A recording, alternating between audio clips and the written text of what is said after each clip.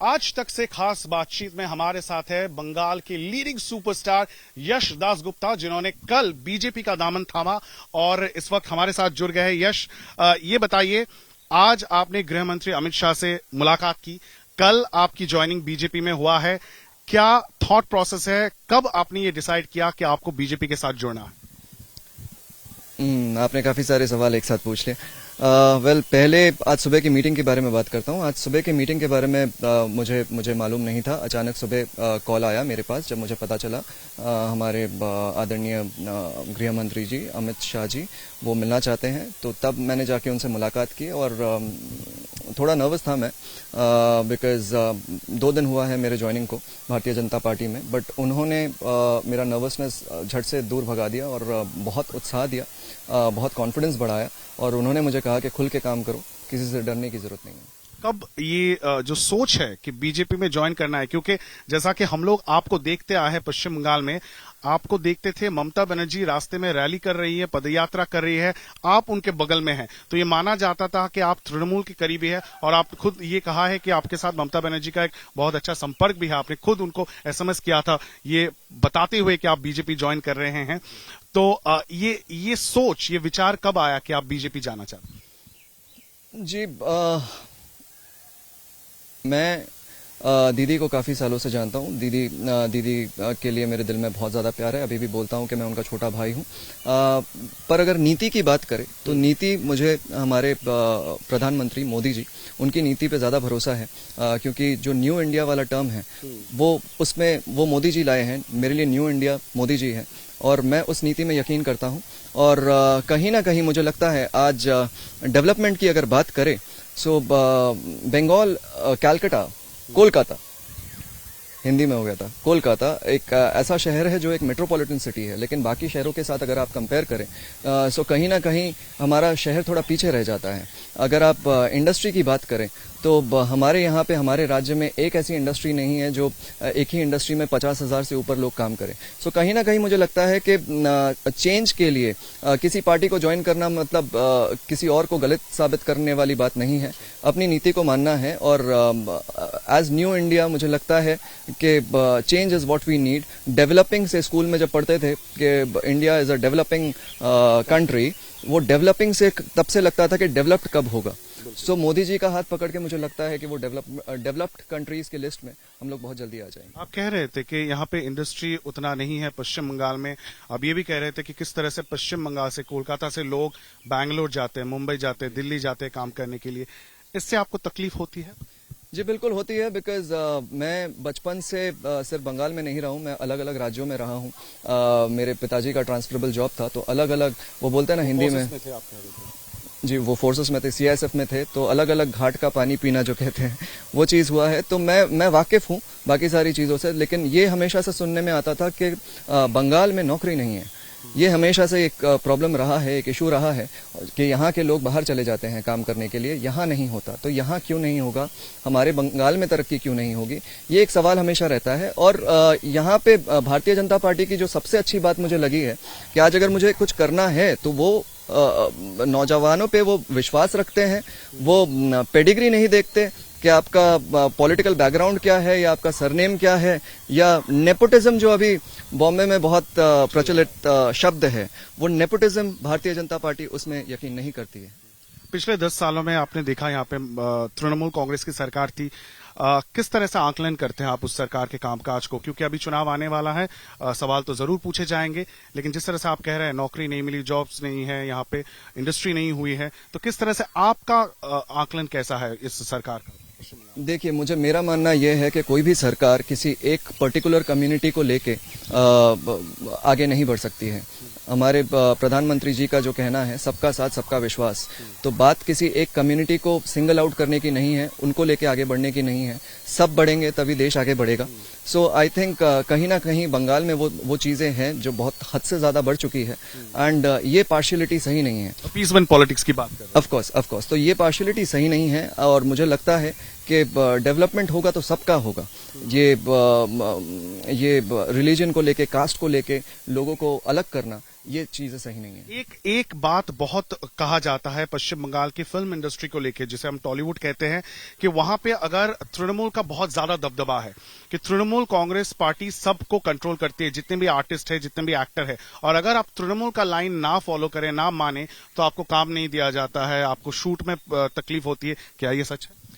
जी, काफी हद तक के सच है। और क्या कहते हैं, मेरा भारतीय जनता पार्टी पे भरोसा और ज्यादा इसके लिए है क्योंकि हमारा मकसद एक रंग को हटा के दूसरा रंग डालना नहीं है। हमारा मकसद ये है कि इंडस्ट्री पे कोई रंग नहीं चढ़ना चाहिए, लोग ताकि खुल के काम कर सके, खुल के उनको किसी से डरने की जरूरत ना हो, और इंडस्ट्री में पॉलिटिक्स नहीं आना चाहिए।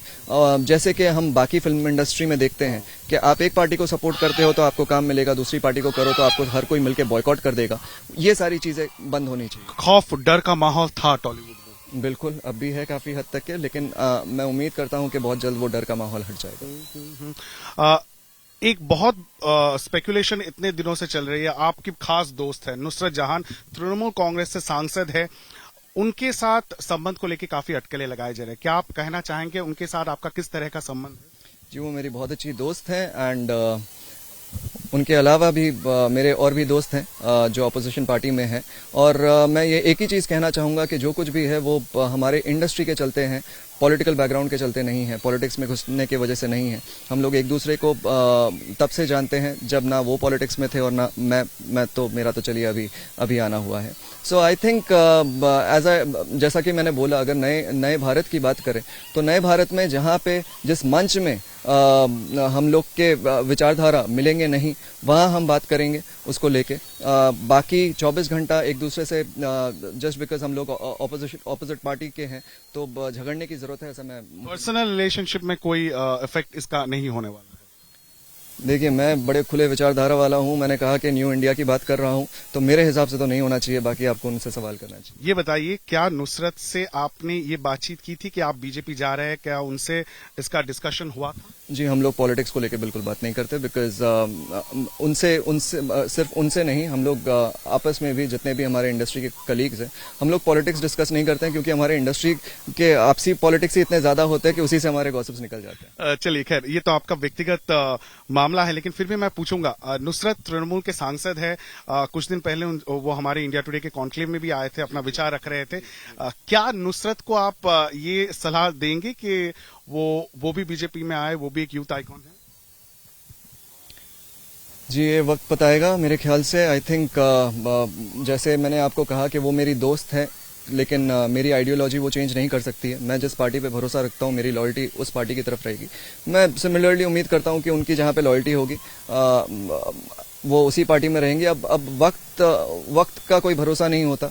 अब अगर बाद में किसी को लगता है कि नहीं उनकी नीति समझ में नहीं आ रही है, तो I think that's a personal professional call.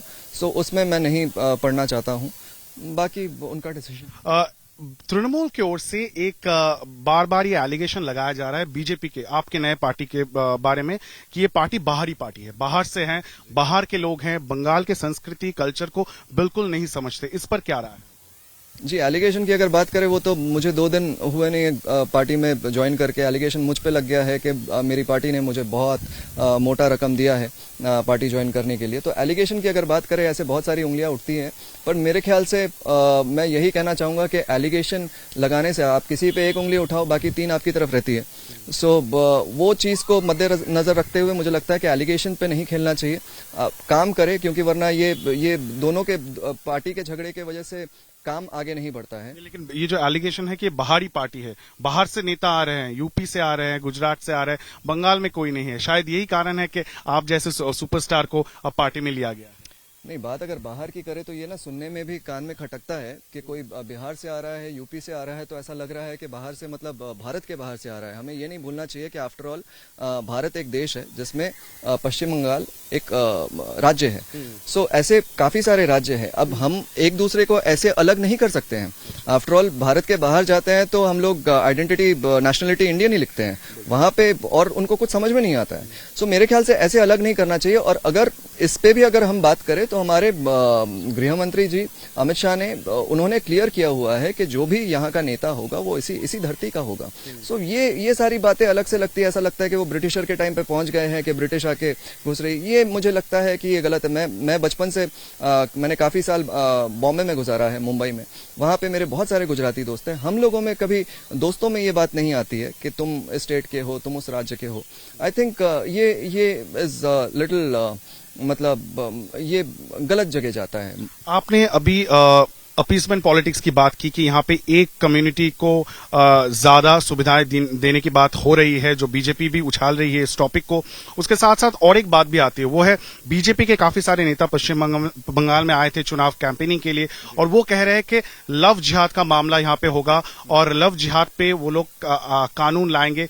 इस बारे में आपका क्या सोच विचार है? जी देखिए, this is too early for me to comment on this, but मेरा मानना ये है कि मैं मोदी जी के इस कहने पे कि सबका साथ सबका विकास, मैं उस पर भरोसा करता हूँ। किसी एक कम्युनिटी को आगे नहीं करना है, सबको साथ में लेके चलना है, तभी हम आगे बढ़ सकते हैं। लेकिन पर्सनल रिलेशनशिप में सरकार या स्टेट दखल अंदाजी कर सकती है क्या? इस विषय पे आपका क्या सोचना है? नहीं, मुझे लगता है कि पर्सनल में दखल अंदाजी आज जैसे एक हस्बैंड वाइफ के बीच में अगर प्रॉब्लम हो तो कुछ प्रॉब्लम होता है जो हस्बैंड वाइफ खुद बीच में आपस में सॉर्ट आउट कर लेते हैं, लेकिन काफी जगह वो मामला कोर्ट में भी जाता है, तब सरकार को घुसना पड़ता है।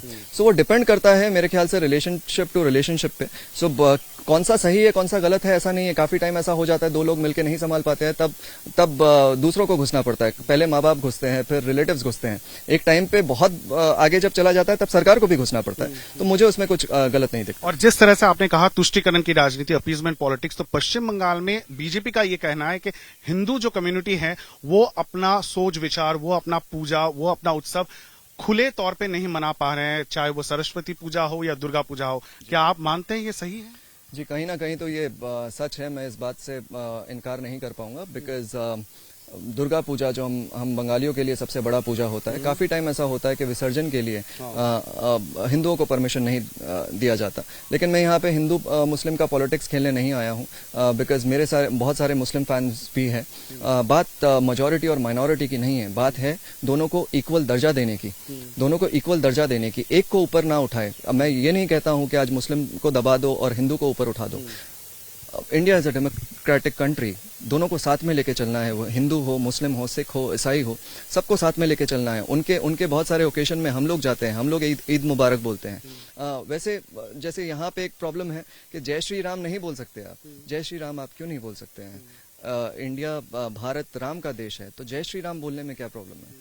हमें तो कोई दिक्कत नहीं है जय माँ काली भी बोलने में या जय माँ दुर्गा भी बोलने में, वो भी मेरे हैं। और ऐसा नहीं है कि राम किसी एक के हैं, राम तो हर किसी के हैं।